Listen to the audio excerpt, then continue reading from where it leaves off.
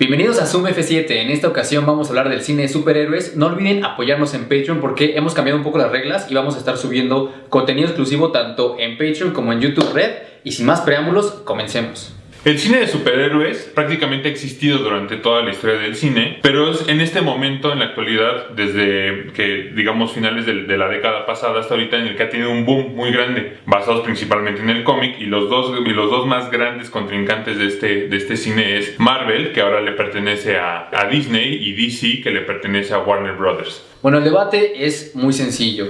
Hay un cáncer del cine y ese cáncer del cine, esa gonorrea del cine es el género de superhéroes. Y el cáncer del género de superhéroes son los fanboys. Hay que acabar de una vez y por todas con el debate y no hay una competencia entre Marvel y DC. A los dos les conviene que a una y otra productora les vaya bien. Tanto a Disney como a Warner les conviene que las respectivas películas de las respectivas compañías generen millones y millones de dólares. Y es creo que importante aclarar que por muy importantes que sean los trazos, por muy importantes que sean los guionistas, por muy importantes que sean los dibujantes, el estilo del cómic es ajeno y completamente diferente al lenguaje cinematográfico. Tomando en cuenta que el gran Alan Moore, creador de Watchmen, creador de Los Caballeros Extraordinarios y creador de V for Vendetta, ha odiado él las adaptaciones cinematográficas que han hecho de sus obras, porque él está familiarizado con el cómic, él está familiarizado con ese tipo de lenguaje y es muy difícil llevar lo que imaginas plasmado en un cómic a lo que plasmas en la pantalla grande, ¿no? Hay una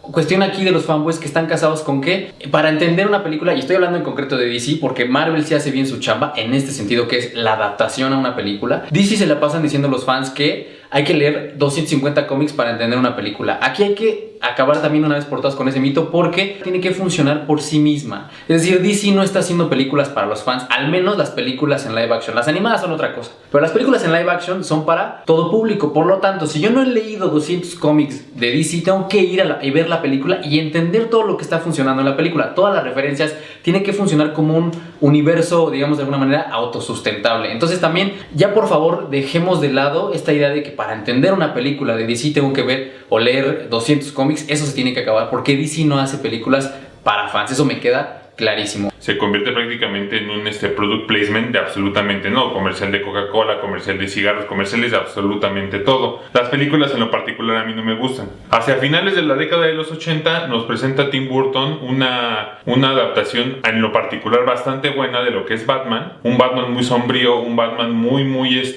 inspirado en el expresionismo alemán, y nos lleva a esta playa de héroes que van a inundar la pantalla grande. En las primeras experiencias del cine de superhéroes no había un género. Había una idea o un afán de tomar un personaje y adaptarlo y hacer algo con él. Es decir, tenemos el Superman protagonizado por Christopher Reeve, que era muy interesante. Tenemos el Batman de Tim Burton, que lo escogió no por ser el superhéroe, sino por lo que la estética alrededor del superhéroe le daba a Tim Burton. Es decir, la estética de Ciudad Gótica le permitía a él explorar sus temáticas. Entonces estamos hablando de un autor que utilizó a un superhéroe para poder contar una historia. Lo mismo ocurrió con las que yo creo que son las mejores películas que hay de ambas compañías. Bueno, en el caso de Marvel es Sony quien estuvo detrás de la trilogía de Spider-Man de Sam Raimi, y en el caso de Batman, el Batman de Christopher Nolan.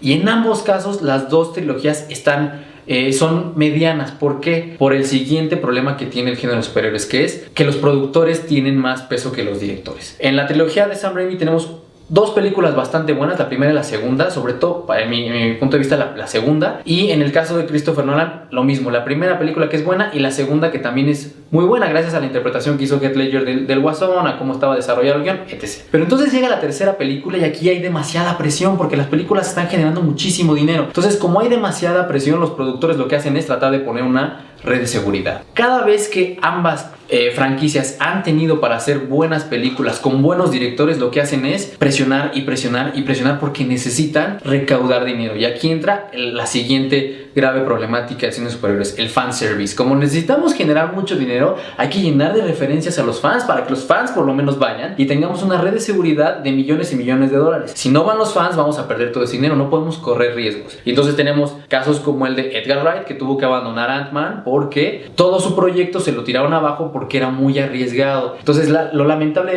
del género de superhéroes es que jamás vamos a ver algo arriesgado. ¿Cuándo han adoptado riesgo las productoras para las películas de superhéroes? Cuando ya no hay tanto dinero de por medio. El ejemplo más claro, Logan. Es decir, a nadie le interesaba Wolverine, a nadie.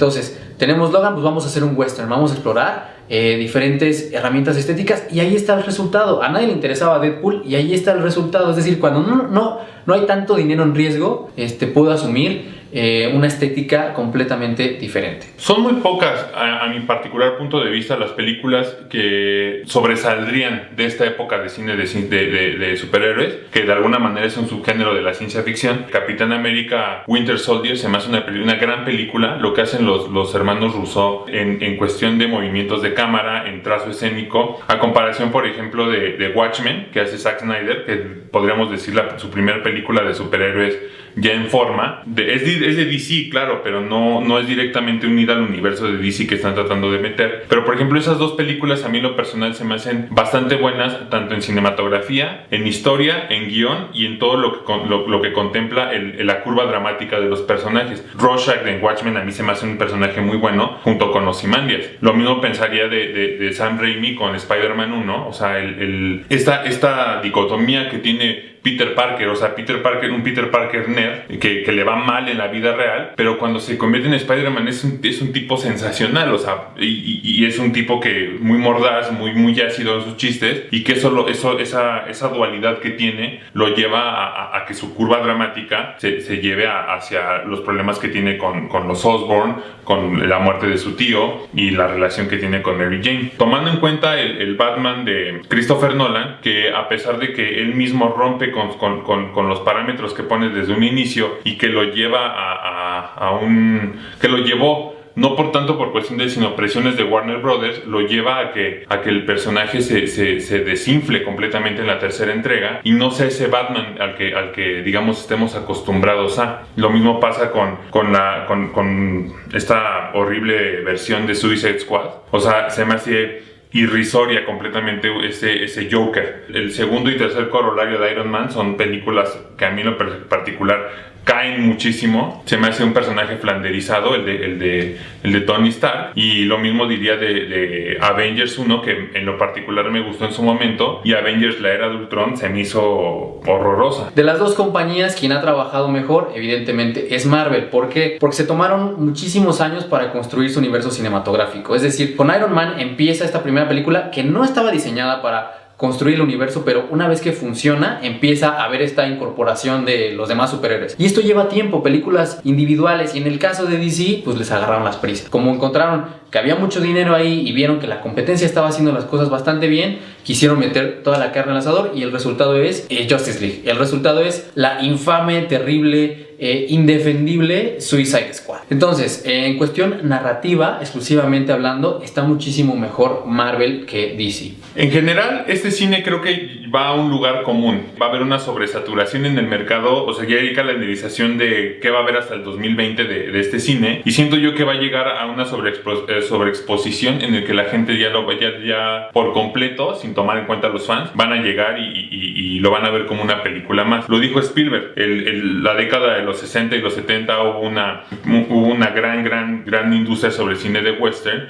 y poco a poco se fue diluyendo el gusto por este cine, porque a final de cuentas se ofreció tanto que la gente buscaba otra cosa. Siento que esto le va a pasar al cine de superhéroes, y a final de cuentas creo que hay algunas tendencias en escenas de acción que en un futuro se van a adoptar y que son marcadas en este cine, como secuencias que hacen los hermanos Russo, repito, y secuencias como las de Sam Raimi en Spider-Man 2 con el Doctor Octopus en el quirófano. Ese tipo de secuencias esperemos que se adopten para las nuevas generaciones y se lleven hacia un cine de acción o un cine más complejo y se tomen en cuenta como tal. Solo hay una contribución del género de superhéroes, que es la recaudación en taquilla. Es decir, pasamos de lo que se conocía como blockbusters a lo que ahora se conoce como mega blockbusters. Hay un ejemplo que a mí me llama mucho la atención, que es cuando Pixar estrena Monsters Inc. El primer fin de semana más bien de recaudación fueron $67 millones.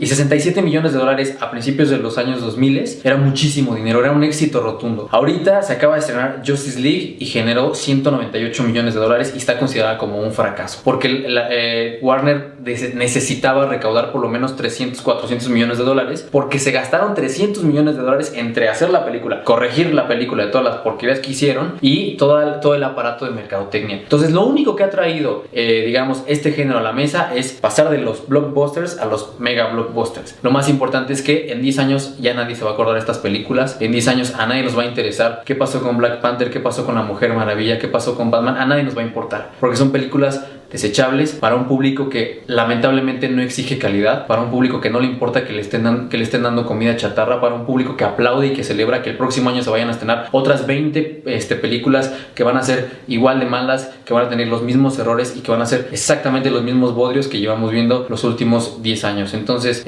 ¿cuál es la conclusión? Pues bueno, que nos gustaría ver mejores historias, nos gustaría ver mejores películas, pero que también el espectador está contribuyendo desde su trinchera a celebrar esta mediocridad. Entonces, mientras el espectador no deje de ir a las salas, mientras el espectador siga celebrando el bodrio, pues seguiremos teniendo todas estas porquerías. Esto ha sido todo por hoy. No olviden suscribirse, compartir, comentar, regalarnos un like si es que el video les gustó, y para más información sobre cine y fotografía visitar sumf7.net. Hasta la próxima.